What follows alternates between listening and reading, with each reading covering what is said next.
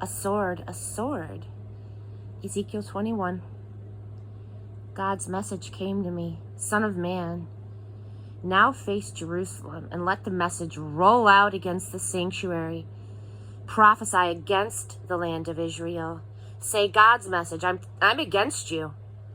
I am pulling my sword from its sheath and killing both the wicked and the righteous. Because I'm treating everyone the same, good and bad.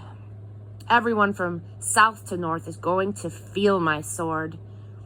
Everyone will know that I mean business. So, Son of man, groan, double up in pain, make a scene.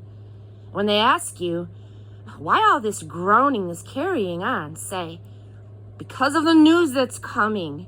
It'll knock the breath out of everyone. Hearts will stop cold. Knees turn to rubber. Yes, it's coming. No stopping it. It's a decree of God, the Master. God's message to me, Son of man, prophesy. Tell them, the Master says, a sword, razor sharp and polished, sharpened to kill, polished to flash like lightning. My child, you've despised the scepter of Judah by worshiping every tree idol. The sword is made to glisten, to be held and brandished. It is sharpened and polished, ready to be brandished by the killer. Yell out and wail, Son of man. The sword is against my people, the princes of Israel and my people abandoned to the sword. Wring your hands, tear out your hair. Testing comes. Why have you despised discipline? You can't get around it. This is decree of God, the Master. So prophesy, Son of man. Clap your hands. Get their attention. Tell them that the sword's coming down once, twice, 3 times. It's a sword to kill, a sword for a massacre, a sword relentless, a sword inescapable. People collapsing right and left, going down like dominoes.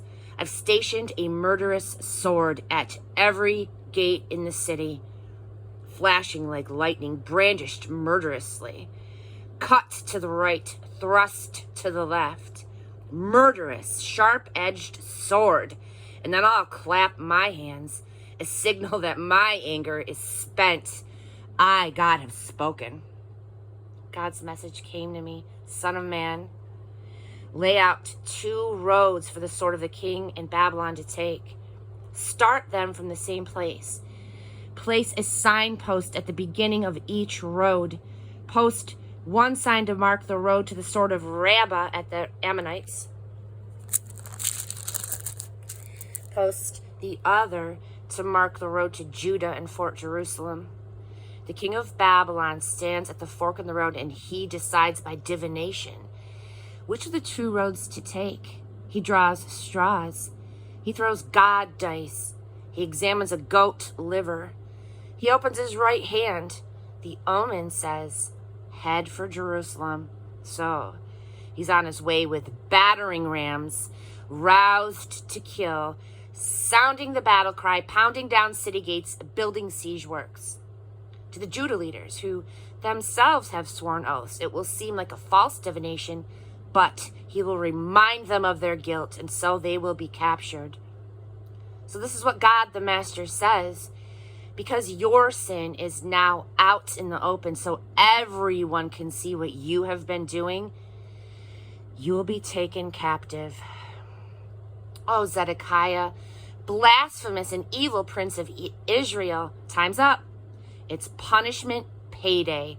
God says, take your royal crown off your head. No more business as usual.